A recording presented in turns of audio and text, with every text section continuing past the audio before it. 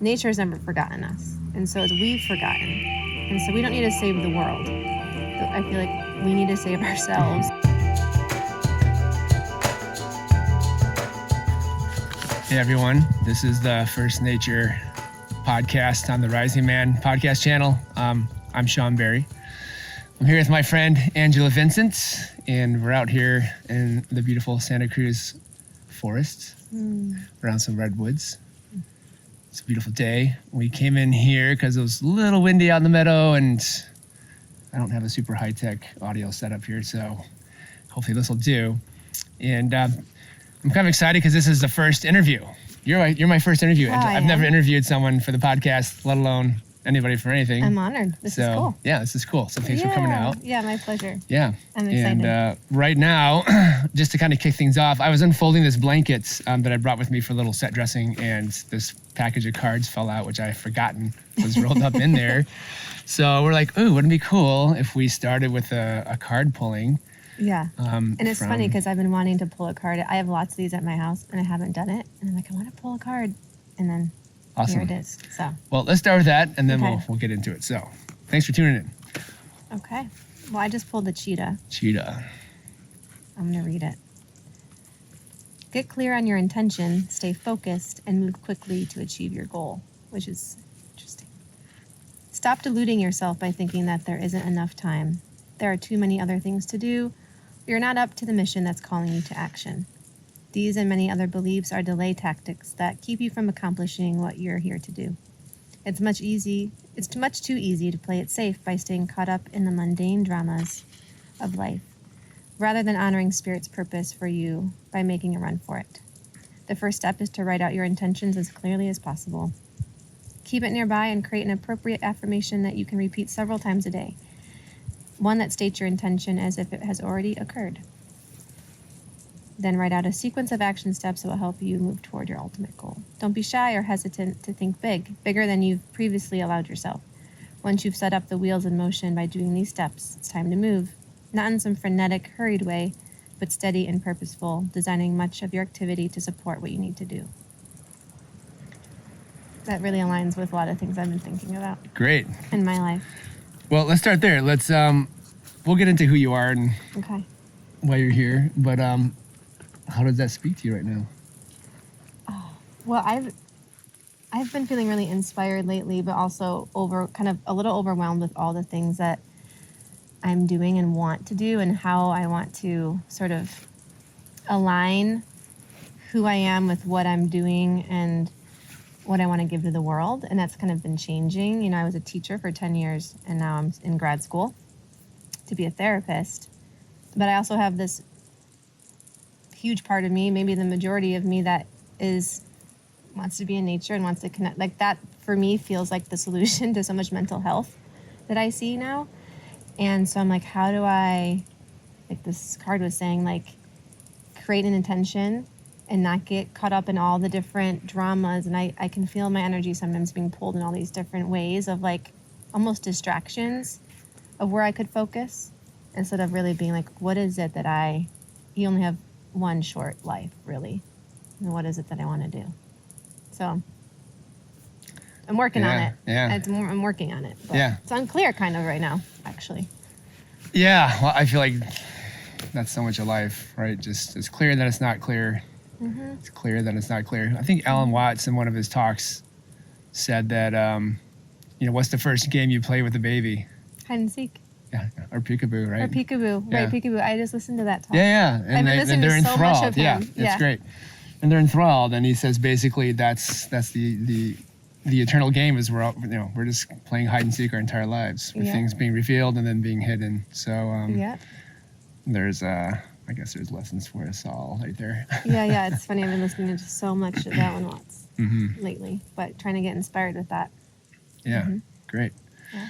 All right, well, let's just talk a little bit about who you are, why you're here. And I was sharing, full transparency, nothing to hide here on this podcast. I was just sharing with Angela before you started about how, it's great to get to know what people have done in the world and their accomplishments when you're introducing a guest and stuff. I appreciate that, but also to me, there's sort of a sense of like, I don't really need to know all that just to hear what someone hear some experience and hear the authenticity of who they are just come through.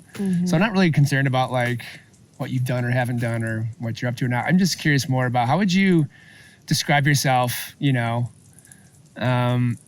to if you know friends of yours were going to describe who you were to a potential, I don't know, you don't have a partner, but let's pretend you haven't met Tad yet. Okay. And how would they describe you to Tad? So funny, depends on what group of friends you ask. Okay. But no, you know how we're a little different with every group. But I think they'd probably describe me as sort of a wild, emotional, smart, and passionate person. And probably a little difficult. But also like really loyal and loving and special. I like that. Yeah. Yeah. I would add in there just from my personal experience of you, very deep thinker, but not like an intellectual way, a deep presence maybe is a good way to say it. I just experience you as being very present, very aware and in process, like, just doesn't seem like much is lost on you, And also, just having been around you with kids, and we did a program together many years ago, and just seeing your enthusiasm and passion for people in general and kids and for the outdoors, for sure. So, I would put that in there. Yeah. And and then we can just also, if you want to share just a little bit about, what are you doing? What fills your days right now? Just so people have a little baseline. Yeah. A lot of things fill my days. With you, I'm doing a kids program. I do that 2 days a week in nature, which is the most best thing right now. I'm in grad school, so I have homework, and I have 2 internships. I'm working for hospice. I'm doing grief counseling with the kids age 7 to 17. And I'm also working at a substance use disorder clinic. So I'm working with adults with all sorts of different presentations. So I'm like intern, therapist, nature mentor, dog mom, partner. I have friends. I have my own need to be alone in nature, like pretty often to feel sane. So that's pretty much what fills up my time is all of that. And trying to find moments where I don't have something I am doing that I can just kind of be as well. Yeah, that's a full schedule. Yes. Yeah, it is. It's the busiest I've ever been, and I don't recommend it. I don't particularly like it, but it is like this kind of means to an end, I hope. Yeah. Yeah. Well, we're going to come to that question a little later. Where's this all going? But for now, let's just start with, so nature connection is kind of a buzzword out there in the world. When people talk about like being out in nature, there's kind of a couple ways to be out in nature. A lot of people out there just as outdoor enthusiasts, with some kind of sporting thing, they're biking or, climbing or kayaking, adventuring. And then there's this, premise of nature connection. Are you, and asking the question, like, are you nature connected? So when you hear that word, when you hear like, are you nature connected, or hear the word nature connection, the phrase, like, what does that mean to you?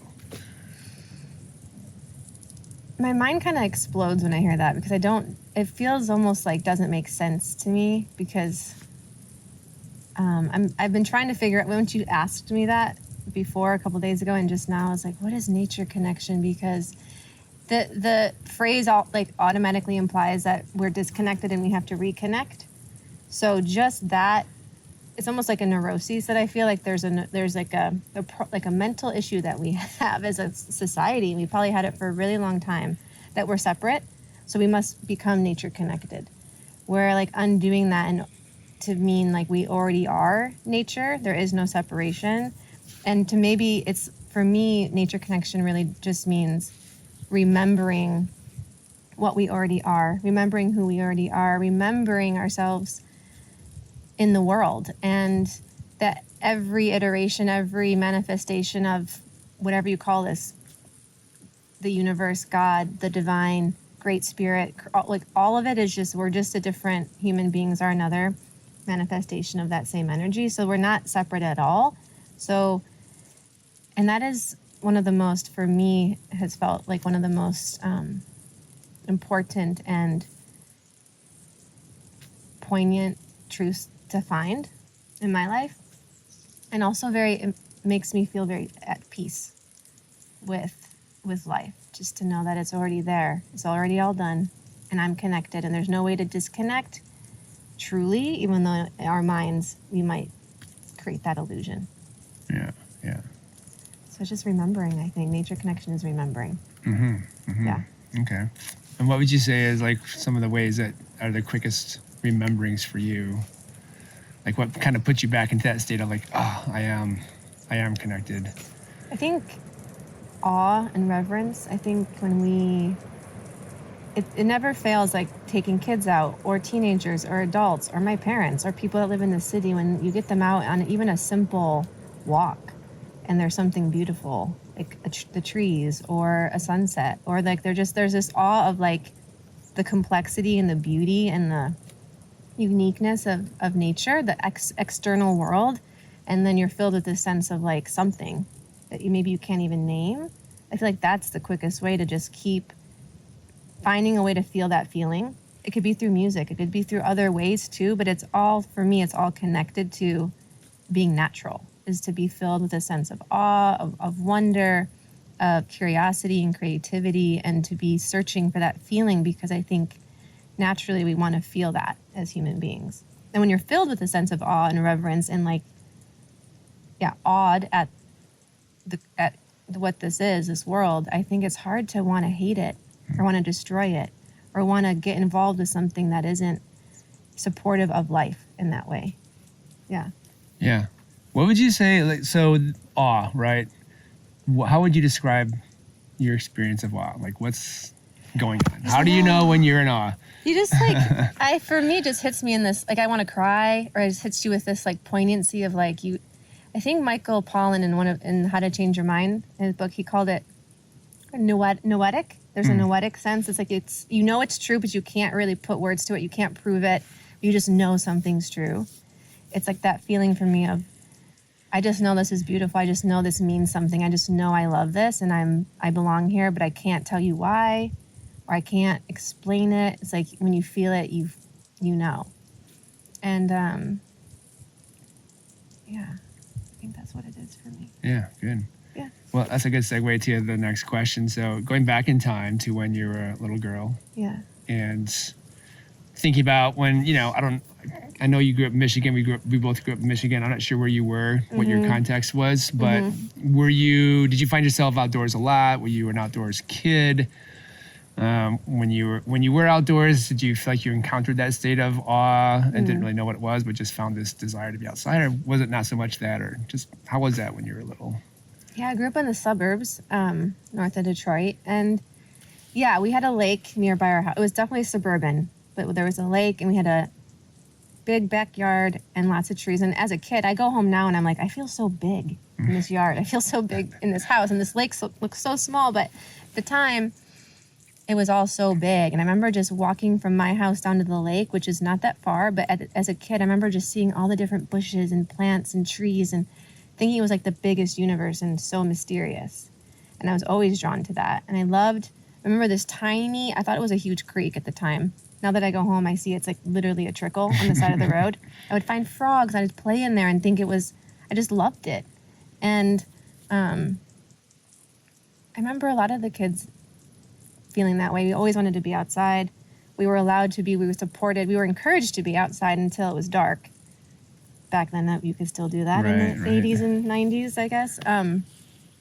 But yeah, we played outside a lot. I remember falling in love with a particular bush of some kind in my yard, and when my parents took it out to put landscaping, and I remember crying, like feeling very upset, because that was like my special place. And so that was inherent in me for sure. Yeah. And what about you have two sisters, is that right? What was that like for them? Did they follow suit or not so much? I think they liked to play outside. They got more into sports too than I did. I was sort of the middle child that was a little bit of a loner. I didn't mind playing outside by myself. And we might have all been playing outside, but I remember kind of feeling like not as attached to the game or the thing we were doing, but more just liking being outside. And I had an aunt that was very nature connected, as we say, and would tell us about fairies, and we would go and do these walks, and it was all very magical. And I think she instilled in me a sense of awe, where I'm like, every time I see moss or like certain things in certain kinds of forests, I have that feeling of, when I was a kid, of just like, wow, this is a special place, you know? Yeah. Yeah. So would you say she was maybe like your first sort of like unofficial nature connection mentor? Yeah. She was. My Aunt Mimi. Yep. She's still around? She's still around. She's an artist. Oh. Yeah, she's an eccentric lady, and she made it everything very magical. And it's funny because that can seem a little bit like infantilizing or whatever, patronizing, to be like, oh, it's magical. Everyone throws that word around with kids, but really it is. If you think about like what's happening on the earth and in nature, it is kind of unbelievably magical. It is. So Yeah, I sometimes just look at trees, right? I'm trying to think like if another intelligence came from a different planet that didn't have trees, and they'd find this planet literally covered with trees, these things that just shoot out of the ground and like for sometimes hundreds of feet up. yeah. It's like, wow, that's like amazing. Like, what is that? Yeah, what is that? And like if you look at a seed, like you look at a redwood seed, Right. and cone, it's like so tiny, and it creates these, it's just, yeah, that is magic. What else is magic? Yeah, to think all that information's in this little teeny thing. Yeah. Yeah. Great. So, okay, that was great as a kid. And then, getting into junior high, into high school, what happens with your walk with nature at that point? Did it kind of fall away? That kind of typically happens, when we get into our social area of growing up a little bit. What was that like? That's a good question. What happened? I definitely was more into friends and trying to be cool, and didn't have nature connection mentors, so to speak, at that time as much. And I probably, I still went swimming. We still like played outside and did things outside, but it was definitely more around being social and human centric for sure. But I think at that time I was like, I want to be a vet. I think I was like into animals there was always some thread, but definitely changed. But still, as a kid, I remember being the one like wanting to jump in the lake first if it was cold, or didn't mind getting totally covered in sand, or like there's something like very visceral and sensual about the earth that I've always liked and like into, and I think that was always there. Yeah. Even through those years. Yeah. Yeah, great. And then into college, you stayed around Michigan for college? Yeah, I went to Central Michigan. Okay. I feel like in college it was just like so gone. Like I wish I would have known then what I know now, because I also I studied abroad in Chile, and I was in the Patagonia, and I did a little hike, but I didn't really know what I was doing, and I didn't have the skills to really connect and be in nature in the way that I do now, which is, I look back on some of the places I was and thinking, oh my gosh, I could have really. But I was still filled with that sense of awe, like in different places in the world and where I was. But college was definitely not very nature connected for me. Yeah. Yeah. And I was in Central Michigan. It was just very flat. Not much there, and I was so focused on, being a college student that I didn't even think about nature. I don't think very much. Yeah. Sorry, nature. I forgot about it. I'd say that's relatively common. I had a similar experience. I didn't finish college, but the 2 years I did go to college, I went to Grand Rapids, 2 schools in Grand Rapids. And I remember the first school I went to, right across the Beltway, there was just like open space. And so every now and then I would just go there and just wander through and get that sense of awe of just like, no one knows about this spot. It's just like a spot that I know about. And there was something really special about that. But yeah, I didn't really think about like, oh, I need to like keep my nature connection. Like it was just something I would do, for some personal soothing or just personal space. I think about the people going to UCSC here, and I'm like, wow, the campus is just like such a beautiful, so much nature on the campus. But I almost wondered, do people just walk, not even notice? It's hard, because your mind's in a different place oftentimes. Yeah, that's interesting. The psychology of like, why are we out in nature? I think is definitely fascinating to think about. I mean, I feel like here's amazing because you go. The beaches are great. You know, you can be at the beach, and in like 20 minutes you can be in the redwoods. It's pretty ideal for that. And I find that a lot of people are doing some kind of activity. Yeah. I mean, I rarely come across someone who's just like sitting by themselves contemplatively, you know, maybe at the beach on occasion, you know, but in general, there's just a lot of activity, but it's in nature. Yeah. You know? Yeah. I am the opposite. I'm usually the one, I'm so often, like I think always probably, just walking aimlessly and sitting around in nature and connecting. But yeah, I notice like the bikers just go by and they're fast and they're talking and this, and it's great that people are getting out. I mean, I'd rather have people riding bikes, I guess, than some other things they could be doing. But that idea of like, it is pretty rare to see someone just being in nature, not using it as a backdrop for their activity. You know, I think there is something that people miss out on. If that's great if they do that, but also to connect in a deeper way, I think is something really beautiful that a lot of people don't have and don't experience very often. Yeah. Yeah. All right. Well, let's continue. So, coming out of college, getting out into the world. You know, you're in your early 20s, mid 20s. And where would you say it was when you had an awareness that nature was something you wanted to get back to and incorporate more into your life? How did that kind of awareness come up?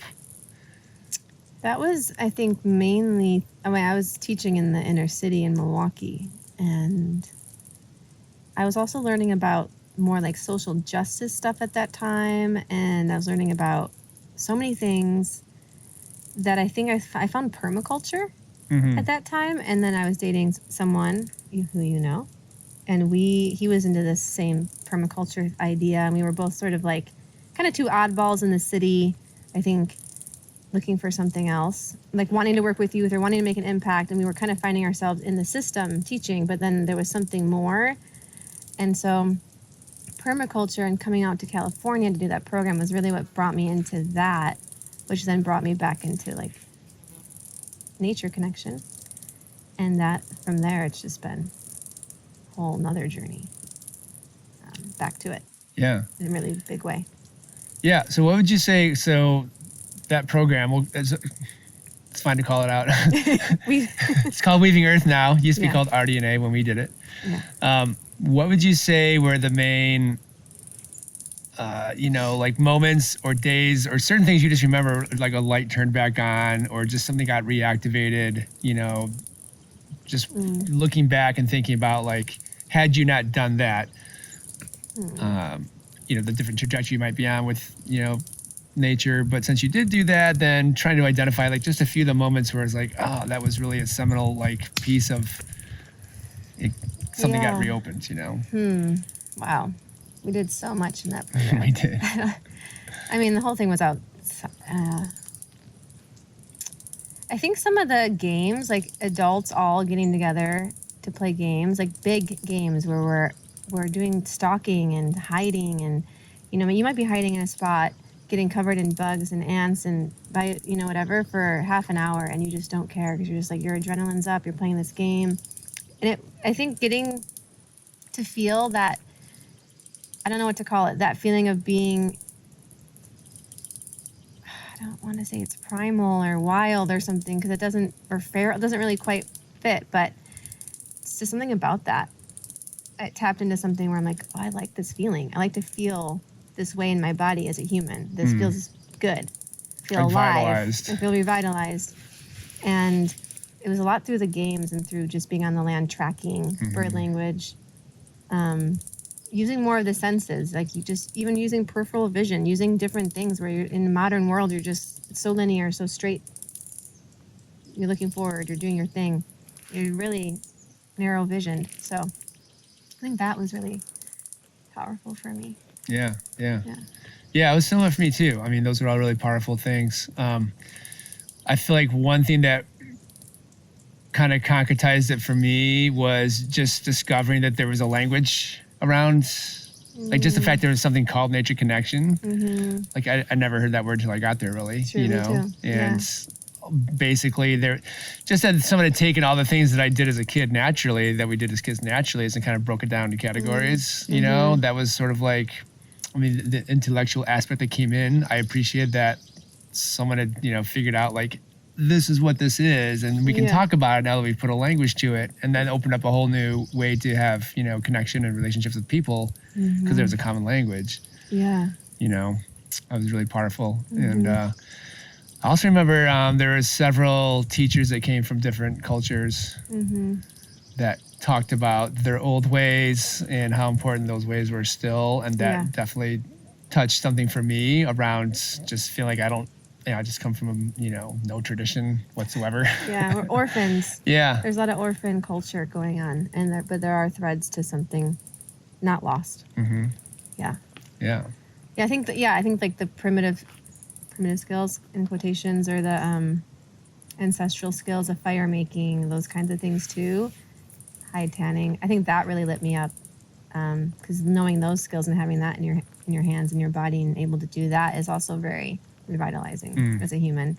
Not the sense that like, okay, I'm going to have to use this. Maybe I will in my lifetime, like have to use those skills, but just knowing that you can build some level of like confidence and connection, and you see more kinship with the natural world because you like interact with it in a way that's relational, you know? Yeah. I mean, the things I like about those skills too is that because they're time consuming and it does require a learning process. I mean, it's not like you can just get the skill down and then do it. Yeah. It gave me a deeper appreciation for all the other stuff we've done since then. You know, think about how you know, hides are tanned now industrially, you know, just by the thousands every day, kicking them out, and thinking about what it really took to actually learn how to do that. And even just the fact, I don't know how they figured out like the brain has enough fat to like preserve the hide. Like that's just like, what? Yeah. That kind of stuff blows me away. And also all those things too, I feel like making fire and hide tanning and hunting and foraging all involve like community aspects, you know, that requires multiple people, you know, or you're generating more than you can use for yourself. So you want to have people around to share it with. You can't do it on your own. Right. You can't do it on your own, for sure. Yeah. And there must have been our ancestors around the world forever, I don't know, going back really far, and maybe not even that far, had these skills and worked together in community to survive together. And how did they know all those things? Like, what kind of levels of communication and understanding and connection did they have that we can't even fathom? You know, because there's times on vision quests, or whatever you want to call those, wilderness fasts and stuff, where I start feeling that sense of like communion or communication with the natural world, where I'm like, oh, I can see how if you live this way all the time and you're just with the other beings in your environment all the time and there's nothing in the way, I wonder just how much communication could actually happen, and understand teachings coming forward from the plants, from the animals that our ancestors knew. Yeah. You know? I mean, we are social beings. That's one of our markers of our species, is we socialize and have high communication skills. So I do feel that too. It's like we can communicate with anything if we just decide it's, you know, something we want to do. Yeah. Speaking of ancestry, what do you know about your ancestry, where you came from, your people? Not enough. I mean, I just basically know the ethnicities, the ethnic, whatever you, I mean, the countries really, which is not even very specific at all. I mean, I know that I'm Italian and Austrian and Belgian, but that doesn't tell me really anything, because those are nation states. Those aren't actual, like, beyond it being a nation state, it's not like, it doesn't tell you who someone is or where they really came from. How they live on the land, really. How they live on the land doesn't tell you who traveled where and like what kind of, you know, movement they've had over the centuries, you know, the human movement. So I don't really know that much. My last living grandparent is 96 and she is Italian, and she knows a little bit about just, you know, where her parents grew up, but I don't know any stories about my ancestors that like lived land-based. And I know that they did. They had to have. Yeah. That's one. I wish I knew that. Yeah. That would be incredible to know. Yeah. Yeah. I wonder if I could find out. Maybe I just haven't done enough research. I don't. Yeah. I mean, there's probably some, but there's going to be huge gaps because a lot of those peoples didn't keep records. So, Yeah. you know, a lot were conquered, thousands of years ago too. So it's hard to know where the originality stops and the incorporation begins with other cultures. Right. Yeah. Right. I would like to know more of that. Maybe, and like I also think about myself being an ancestor and like what can I learn about the land that I'm on and how am I living that will get passed down, and maybe the line gets, or things get forgotten or they don't get passed on, but it gets passed on in our DNA and in the cellular level, it's there. And so I think about like, how am I living? In what ways am I going to pass down certain things if I become an ancestor in that way? So. Yeah, great. So, working in Wisconsin, kind of found out about permaculture, which is a agricultural technique. Made it out to this program, kind of got reconnected, re-exposed, reinvigorated, revitalized. Yeah. Around nature connection, and then that was 10 years ago. It's crazy. I can't believe that. I know. Yeah. Wow. It's wild. That's wild. Yeah, it is. Yeah. So what have you been doing since then in order to maintain that identity for yourself that you are someone who's connected to nature and experience that and feel that? Like, how do you work that into all that we have to do to just, pay the rent and put food on the table? Oh, the rent in Santa Cruz too. Man, so it's just never left me since then. I mean, it's looked different ways. I lived in a very small town called Covelo for 7 years after Weaving Earth ended. And I lived in a little cabin by myself on like 125 acres. And it's also a Native American reservation. So it was just really remote and beautiful and easy to connect. The nature is just there. You're just in it. And I'd have people come and be like, how you must go camping all the time here. I'm like, I never really go camping because I just feel like I don't need to go camping because I'm like so deeply dropped in. I felt like all the time to it and spent tons of time by myself hiking those hills and being at the river and alone and with friends. And it's just, I think since Weaving Earth ended, I haven't spent any time not having nature connection and me being in nature, especially alone, as a priority in my life pretty much on a daily basis. And don't always get that if I'm like traveling home to Detroit and I'm saying, but like in my day-to-day life, it is constantly part of what I'm thinking about and what I'm wanting to feel. And let's say there's a day I have to work all day at the office and then I'm at home I'll just notice the plants or just sit with like a house plant or notice the birds or notice what's happening with the weather or the wind or notice the changes in like the plants on the sidewalk that I pass every single day in my car. Like it just is part of my life. And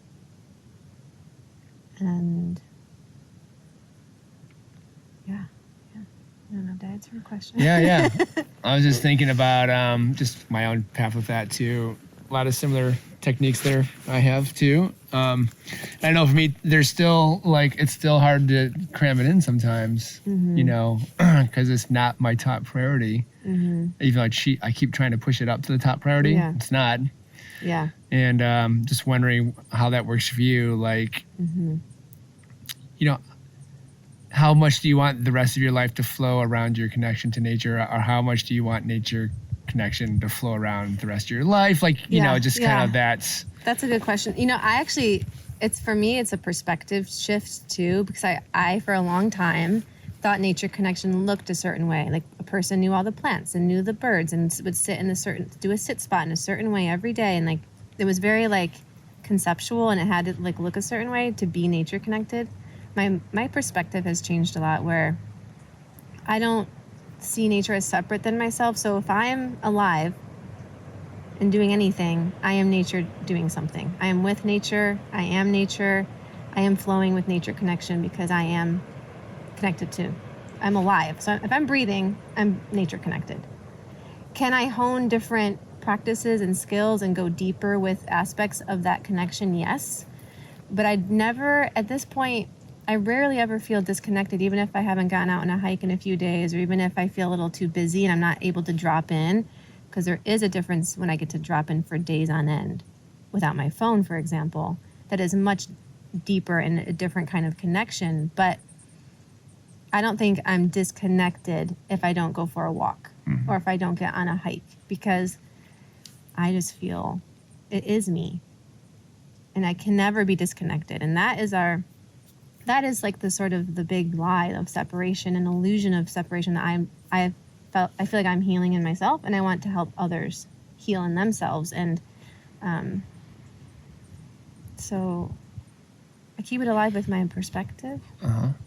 And also it is a priority for me to find that time to be in nature, because it like revitalizes that. And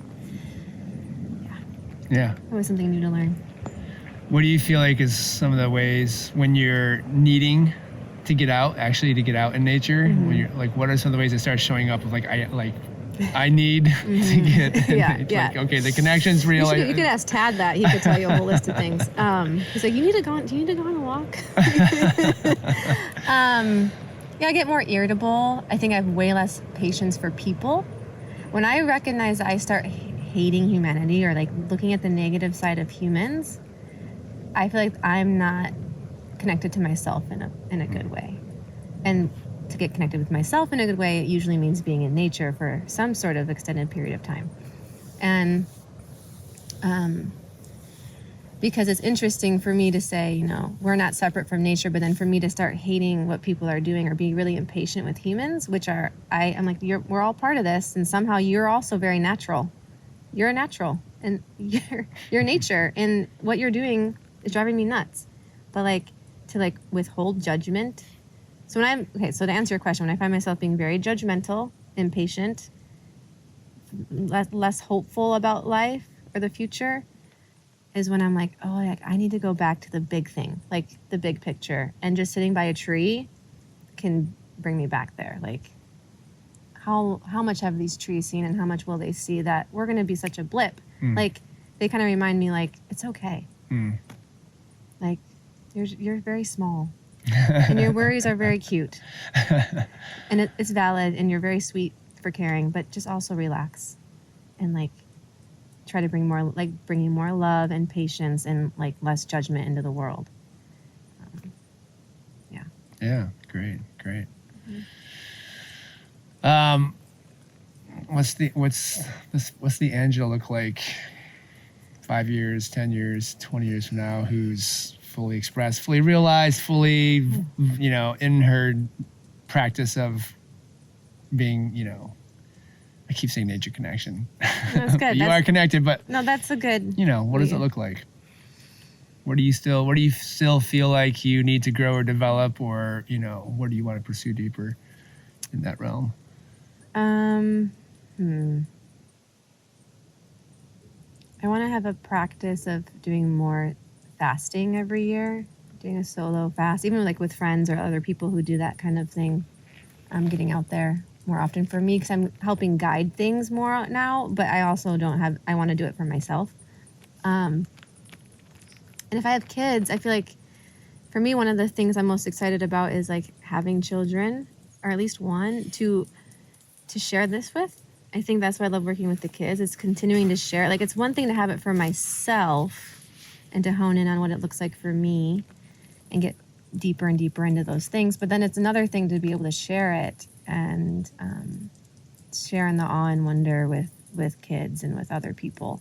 I think for me, what it would look like is I have my own practices that I'm committed to, and then I also then have an opportunity to bridge that and share it with others. And that's a good question, because I've been contemplating that so much. What's my 5 year, what's it look like in 5 years if I was doing the things that I'm super passionate about?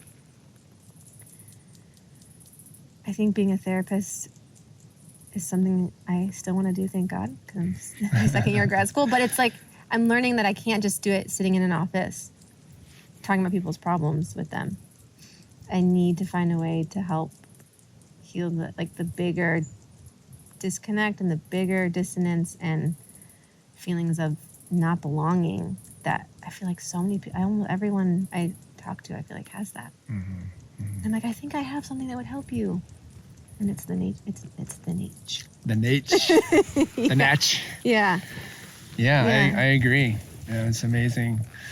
I mean, when people go and do things to celebrate or relax, I mean, it's like they go outside. Yeah, they go on a vacation to the beach. Yeah. And they want to go out. And it's like, we already inherently all know, we innately all know where to go to find a bigger perspective, to find peace, to find belonging, to find somewhere that can hold all of our big problems and our suffering.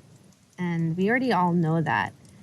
I've actually thought of incorporating, I want to get an eco-psychology certificate because that makes you more official. But that idea of like incorporating that into an intake with people for therapy, like it just is part of what we talk about. We don't keep it separate. Like maybe I'll mention it. It's like I, as a person, as a therapist, this is what I do. This is something that I bring. Normalize that we need nature in our lives. Normalize that if you aren't connected to nature in any sort of way, your mental health issues may be worse, or maybe they'll be, without nature connection, or maybe it's partly caused by that disconnection. So, and that could be part of the healing and the well-being of somebody is reconnecting them. Yeah, I love that. Yeah, I love that. So I'm going to step forward into the future even more now and talk about the thing that no one wants to talk about, climate change. Yeah. Yeah. And so I'm just curious because I think about it a lot for myself, and what we have right now, at least coming from the information that's coming to us about that topic is coming from science and passionate people who are passionate about science. There's lots of different cultural stories, old stories that talk about this kind of thing happening on a mythological level. So there's this like scientific aspect to it. There's this mythological prophecy part to it. And from all intents and purposes, from what we can tell, we're definitely headed towards a shift of some kind. And so I'm just wondering, like, how does that knowing that those facts and that science and those markers are out there influence the way that you think about the planet and the way that we live life, the way we do as modern humans, and how it affects your personal psychology of like, what are you going to do about it to make yourself feel like there's some kind of peace and harmony around, where it's going to go and all that stuff. Well, that's a big question. I think knowing what the science says and also how that sort of aligns with the mythologies that you're talking about, I think it makes our life that we live more precious, more pressing. I think on just a personal level, it makes everyone I know and love and everything I do and every moment I get to spend in nature just so precious to me. And there is that like poignant, almost like a sadness, melancholy of like, this might not be here. Like this could all be so different in I don't know how many years, whatever they predict, that could destroy these beautiful forests or this like these water, like it's all happening and it's heartbreaking, but it also like it just I don't know the word, but it for me illuminates and shines a light really brightly on the preciousness of it. And I feel like a deep gratitude for living at this time, even though it could feel really depressing and you could get really nihilistic and hopeless at this time. But I have this sense of like, we might know what we think we know about what's happening. And it could very well be true that shit goes down. And I don't think we actually know the bigger picture, that we never can. And I don't think there's any reason to the worse the news that we get, the more reason to show up with this sounds like cliche, but with love, with patience for one another, with humility, with not knowing the answers, and with finding what for me feels like our true nature as human beings. And I don't think I can fix it. I don't think I have the solution. I don't even know if we can fix it. And I also don't know if I want to qualify things as good and bad. We don't know what this bigger story is. We're just like a very small planet spiraling around this sun in the middle of at the end of a galaxy. It's so huge, and it's like, yes, it's devastating. Yes, we should work to try to save this beautiful home that we have. And I just don't believe that we ultimately know what's supposed to happen, or that something's not supposed to happen this way. As much suffering as it might be, sometimes I'm like, I don't know. I don't actually know. And I think the more we think we know, often the worse off we tend to get as a species, as a human. Yeah, like losing our curiosity. Yeah, losing our curiosity, losing our sense of hope. I think one of the main reasons, like the people in leadership that have a lot of power to make choices, I see like so much like almost hopelessness and not a belief in a future. So get everything you can now, like do everything, like get it all right now, because there is no future. So shit's going down, just like greed and fear and scarcity mindset. And then it's like trickles down into all of society to just like get what you can now because it's over. That feels neurotic, dangerous, more dangerous than the climate change itself, to like go down with that sort of mentality. So it's like if things are going to change, and maybe they won't, but I'd rather, it's like, I don't know, for some reason the Titanic movie just flashed through my head of like the guys playing music while everyone's running around with their, that's what I want to be. And like create something beautiful while you're here, even though it's going down. And so I really truly think if humans, from the littlest person like me to the leaders that have all the, like so much power, cared about beauty and curiosity and like love, like that would change, that would make a difference. And ultimately, it's sort of like, how do you want to be with it? And who do you want to be, instead of like what to do about it? It's sort of where I end up a lot of the times in my mind. Yeah, it is a big topic. It's really hard to like, for myself, even just know what to do at this level of living. And when you walk out your front door, it's like, all right, I'm gonna make good choices today to stop this global thing from happening. Well, I just talked to a mom the other day that was like, I don't want to buy any more oat milk because the cartons and the plastic, and I'm not going to buy plastic for a month. And everyone's putting this like pressure to like, I have to fix it because it's like, it's so much bigger than one person. It's not like don't do that. Like, great, buy less plastic, make your own stuff as much as you can. Like, I support that, and I also have those tendencies to be like, where can I do less harm? But I'm also, it's like the train has been going for a really long time, and then we just got kind of plopped on it whenever year we were born. And then we're expected to then try to undo it's been thousands of years. You mean Gilgamesh was written on stone tablets, clay tablets, and it was written about, that pretty much the beginning of the deforestation of Europe. So it's like for the Iron Age to come. So I mean, like, so we think 5,000 years of this, and then we're just like freaking out right now. And so it's like, okay, well, that's just, I don't know. I don't know if the freaking out and getting down on ourselves is really going to help anything. Yeah, I would agree with that. I personally find it hard. I tend to get down about it. You know that. It does overwhelm me at times. And so it's good to be reminded that there are other ways to embrace it.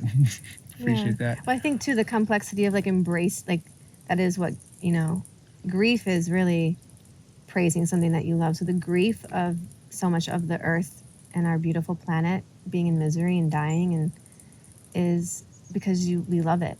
You love, the reason you feel grief for the earth is because you love it and you're part of it. And I think everyone knows in some cellular way that if the earth dies, we die. And so there's that existential dread, there's grief. I think that's really normal. I think there's like, Martine Prechtel says too, to metabolize our grief by making beauty. So it's not to not feel it. You don't want to just be sad and he's like, not having grief is just being sad and depressed. When you are grieving, you're actively trying to metabolize by making something beautiful. And so I think I try to stick over there as much as I can. Yeah, that's good. Yeah. Yeah. Well, so that's, if people are not really used to hearing that individual take on that big subject, because usually we're just reading headlines about it, what all the big leaders are doing and all the big numbers. It's possible that there are people out there who are feeling that overwhelm or are, on the verge of being sad and depressed or already are and don't know how to metabolize their grief or don't have a connection to nature. Lots of fear out there, lots of just isolation and not knowing how to think or feel or act. What words of encouragement or suggestions would you give to someone who is aware of all this that's going on, are a little confounded on how to become a nature-connected person, whatever that means, but just how does someone just begin at the beginning to start developing that relationship for themselves, with the planet?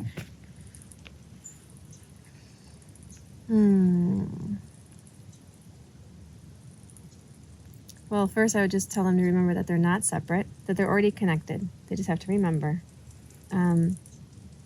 And to find a way to make beauty, find something that is to learn something new, learn a skill, pick something. Is it plants? Is it birds? Is it trees? Is it a craft? Is it music? Is it food systems? Is it growing a garden? Is it, it's just something, find some way to feel inspired about being alive.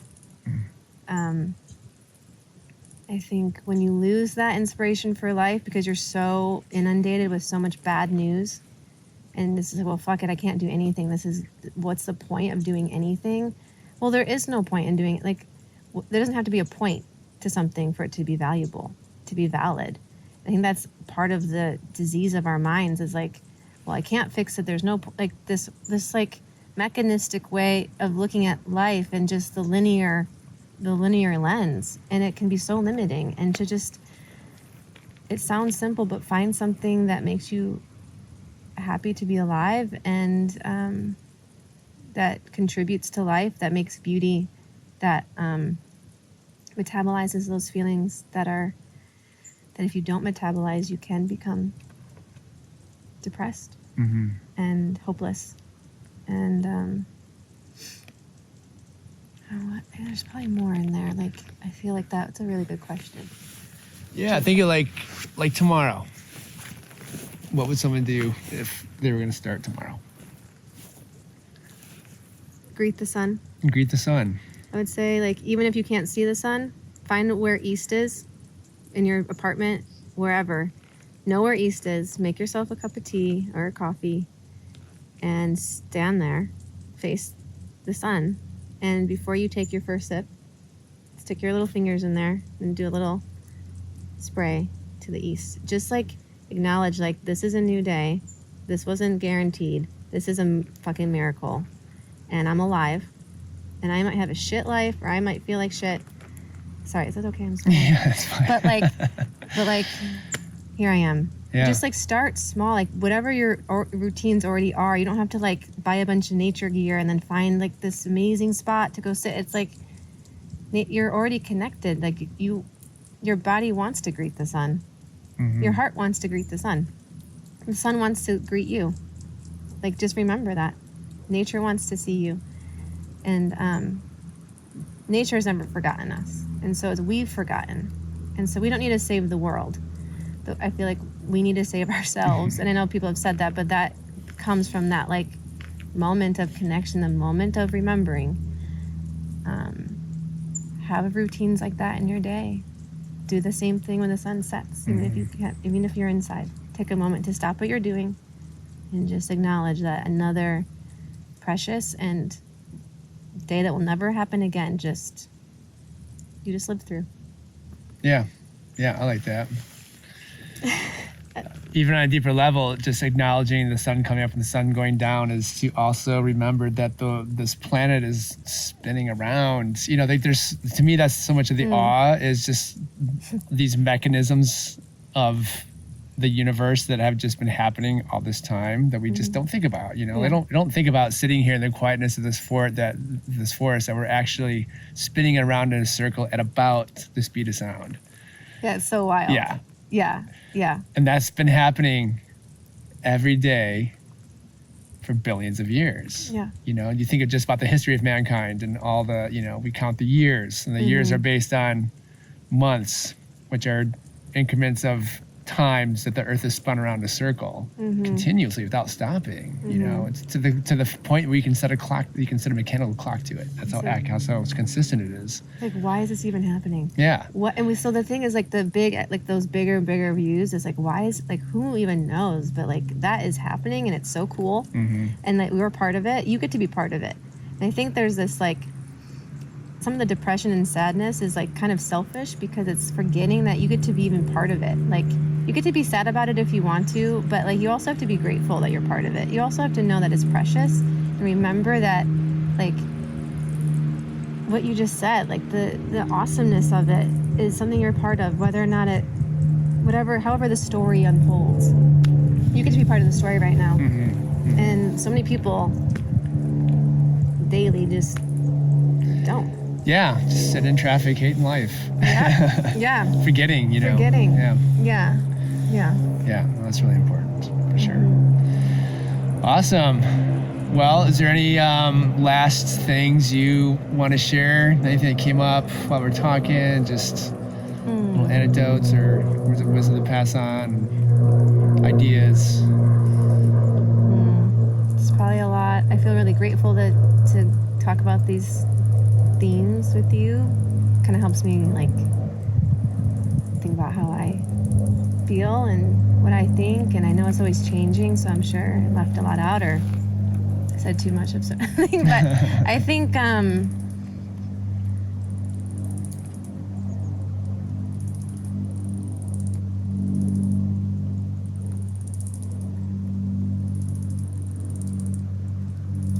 listen to some Alan Watts. There you go. Read some Annie Dillard, and be grateful that you're alive at all. That's what I'd say. We met just after you finished up working with some little kids, 4 through 8 year old today, 4-year-olds. Yeah. And what was the high point for you? Oh yeah. So he's 6. There's a particularly poignant meadow moment where there was poppies and lupin, and it was just so beautiful, and it was like the sunlight coming down, and it was like this dappled light and the breeze, and I was sitting there. We were all doing a little spot by ourselves, and I was sitting there and I was thinking, wow, this is just like so beautiful and perfect and magical, and like these flowers here, like maybe no one will ever know. So it easily could have been that no one ever sat down near them or saw them or noticed them. They're just blooming and being beautiful because that's what they do, whether or not anyone passes along to acknowledge it. And I was like, wow, like that felt like poignant. And then I was sitting there thinking that and just feeling so grateful for them. And this little kid came up and sat on my lap, and he's like, Angela, do you ever just get this warm and magical feeling sitting in a field of lupins and poppies? He's like, I don't know what it is. I can't even. And he's like, I don't know what it is. It just feels like right here. He like touched his chest. Like, I just feel warm and magical. And I was like, yes, I know what you mean. And so I was just like, it gave me a lot of hope, and it was beautiful. And so it was a 6-year-old, right? The 6-year-old. Yeah, profound. That was profound, and I was like, there you go. It's right there. Right there. It's right there. We all have it. We just need to go there to remember, and place ourselves in the magic. Yeah. Well, I look forward to future clients of yours having that same moment that little boy does. Yeah, me too. I think we all have that there's some point, just from this, the sake of being youth and the open mind and the complete, availability to experience. We all have some little moment like that where, whether we're super conscious of it or not, but it got in.